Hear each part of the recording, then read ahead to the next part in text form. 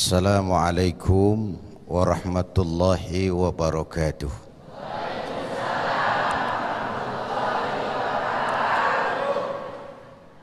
Bapak, Ibu, serta segenap pemirsa TV One yang saya cintai. Di mana saja di dunia ini, kehancuran suatu bangsa selalu dimulai dari kehancuran moral, kehancuran akhlak, terutama moral generasi mudanya. Oleh sebab itu, Islam datang untuk memperbaiki akhlak. Innama bu'istu liutammima makarimal akhlak. Oleh sebab itu, para pendiri Indonesia juga mengamanatkan lewat lagu kebangsaan kita itu, bangunlah jiwanya, bangunlah badannya. Jiwanya dulu, baru badannya. Kalau badannya saja yang dibangun, fisiknya saja yang diperbaiki, jiwanya tidak dibangun, cepat atau lamban negara seperti itu akan seperti rumah sakit.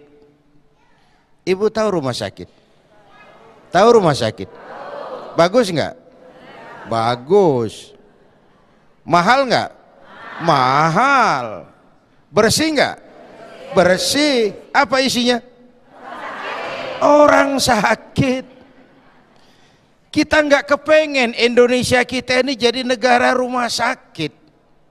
Jalan berhotmik licin, gedung bertingkat, pertamanan serba teratur, air mancur di mana-mana. Tapi manusianya bejat, manusianya rusak akhlak. Itu menuju rumah sakit. Yang mau tinggal di rumah sakit itu pun terpaksa karena dirawat. Orang normal nggak mau tinggal di rumah sakit itu. Karena itu kita bangsa ini harus punya filter. Filter, tahu filter, Bu? Apaan?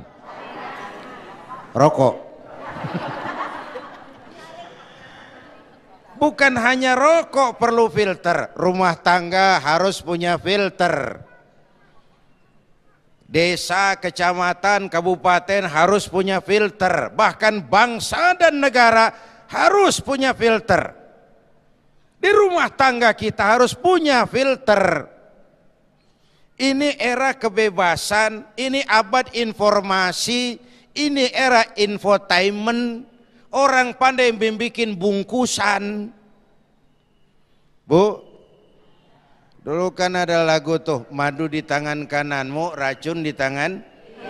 Kalau ini situasinya itu mah normal, transparan, nggak susah milih. Madu di kanan, racun di kiri, alamat jelas. Masa ngambil yang di kiri, goblok amat. Si amat aja nggak goblok. Ini zaman kita sekarang sering nggak jelas madu di mana, racun di mana. Malah lebih celaka sekarang, banyak racun bermerek madu. Orang pintar ngebungkus. Bu, Ibu kalau ada madu, ada racun, Ibu pilih di madu apa di racun? Salah pertanyaannya, salah. Pertanyaannya salah. Nah, filter kita adalah agama. Anak-anak kita sekarang kan dijejali hal-hal yang belum waktunya dia tahu dan dominan. Saya tuh kadang-kadang iri. Asal yang namanya selebriti, saban saat diberitain.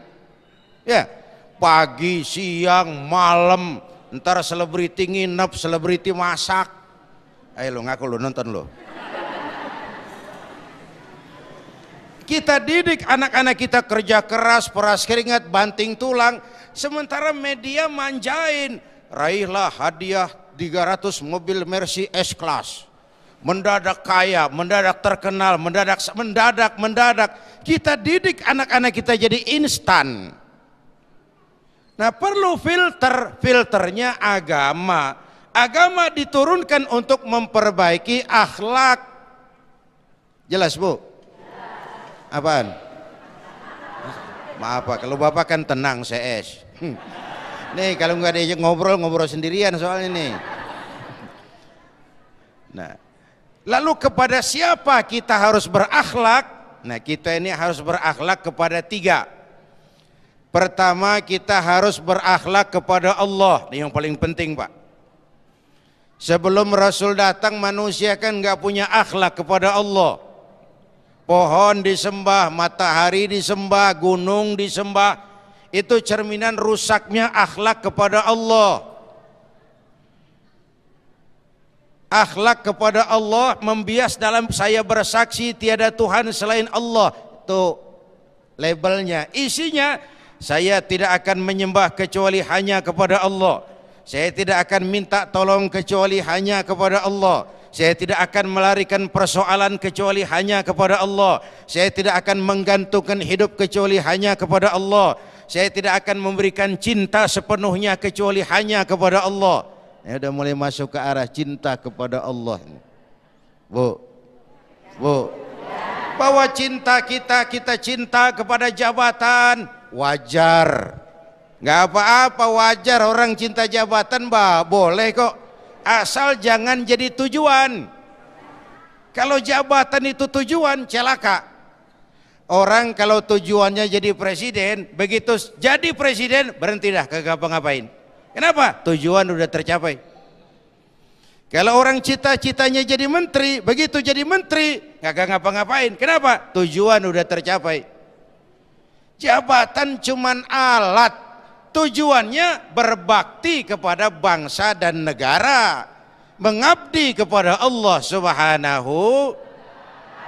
Kalau dijadiin tujuan celaka. Akhirnya begitu tujuan tercapai, selesai sampai di situ. Cinta kepada alam dan isinya pasti ada batasnya. Kita cinta sama jabatan, ada batasnya enggak? Ada. Kita mati atau jabatan selesai, pensiun. Kita cinta kepada harta, pastilah ada batasnya. Kita dulu mati meninggalkan harta atau harta hilang dibobol maling. Kepada yang kita yakin ada batasnya, jangan habis-habisan tuh cinta dikasih ke sono. Tetapi kepada Allah kita nggak akan pisah buat selamanya.